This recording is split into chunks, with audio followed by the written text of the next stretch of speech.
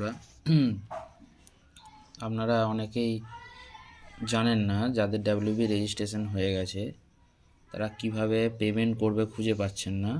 West বেঙ্গলের যে verification হওয়ার পর পেমেন্ট করার জন্য আপনারা ফার্স্ট এসবিআই কালেক্ট ওপেন করে নেবেন। তো আমি এসবিআই কালেক্ট ওপেন করে নিচ্ছি। এসবিআই কালেক্ট করার পর এখানে এন্টার করে দেবেন। তো এসবিআই কালেক্টের যে পেজ সেটা আপনারা দেখতে পাচ্ছেন যে এসবিআই কালেক্টের পেজ ওপেন হয়ে গেছে। এটার পর আপনারা কি করবেন, এসবিআই কালেক্টের যে ফার্স্ট যে অপশানটা সেটাতে ক্লিক করবেন। তো দেখতেই পাচ্ছেন আপনারা যে এসবিআই কালেক্টের যে মেন পেজ সেটা ওপেন হয়ে গেছে।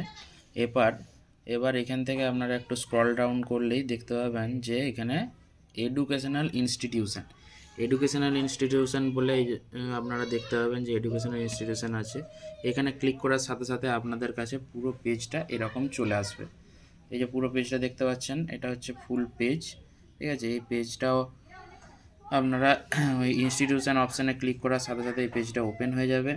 পেজটা ওপেন হওয়ার পর আপনারা দেখতে পাচ্ছেন যে এখানে কী অপশান আছে আপনাকে সিলেক্ট করতে হবে। আপনি ফিল্টার বাই স্টেট হিসাবেও সার্চ করতে পারেন, অথবা আপনি নাম এখানে দিয়েও সার্চ করতে পারেন। আমাদের যেহেতু নার্সিং কাউন্সিলের নাম ওয়েস্ট বেঙ্গল নার্সিং কাউন্সিল, তো আমি এখানে লিখে নেব ওয়েস্ট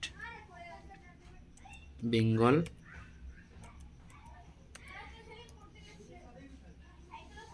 নার্সিং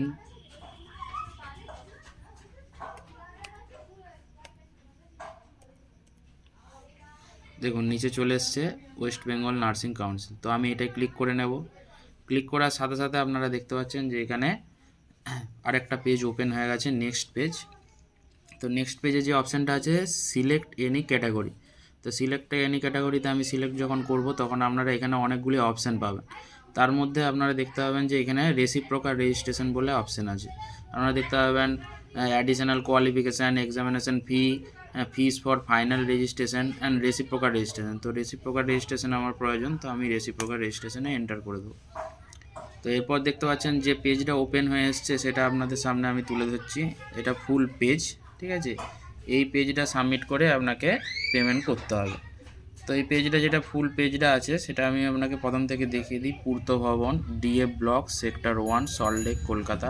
সমস্ত অ্যাড্রেসটাই দেখতে পাচ্ছেন একই সেম রয়েছে, যেটা আপনাদের আগে দেখেছেন আপনারা রেজিস্ট্রেশন করতে যাওয়ার সময় অ্যাপ্লিকেশন পেপারে হোক বা অ্যাকনোলেজমেন্ট স্লিপে।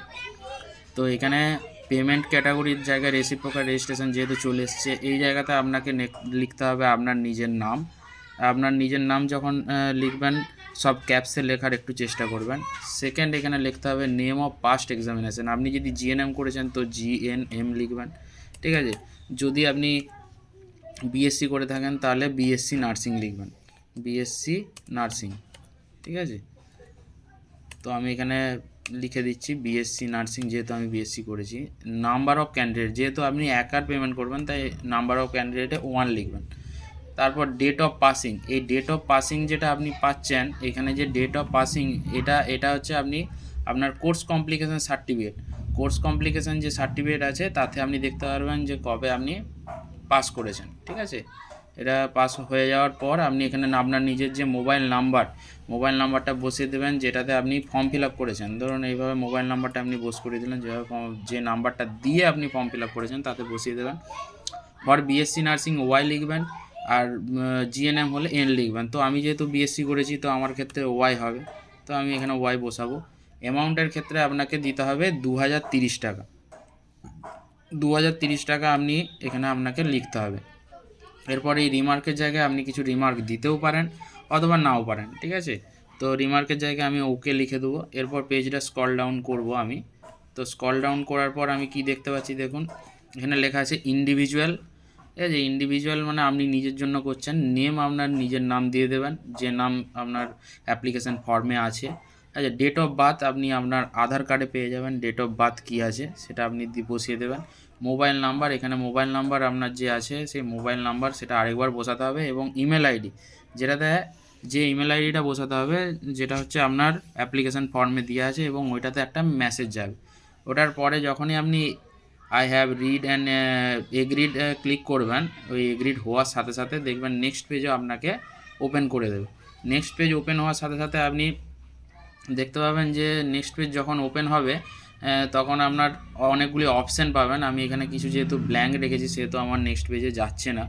তো যখনই নেক্সট পেজ ওপেন করবেন দেখতে পাবেন অনেকগুলি অপশান রয়েছে, UPI, credit card, debit card. তো আপনার যেটা সুবিধা মনে হয় ইউপিআই দিয়ে করার পর আপনি সেই ইউপিআই দিয়ে পেমেন্ট করার পর সেটা দেখবেন যে পেমেন্ট হয়ে গেছে সাকসেসফুলি এবং আপনার ফোনে মেসেজ চলে এসছে। তো ওইটাতে যে নাম্বারটা থাকবে সেটা DUN এইভাবে স্টার্ট থাকবে। তো সেটা যে WB রেসিপ্রোকাল দিয়ে রেজিস্ট্রেশনে আপলোড করে দেবেন। ঠিক আছে? থ্যাংক ইউ বন্ধুরা।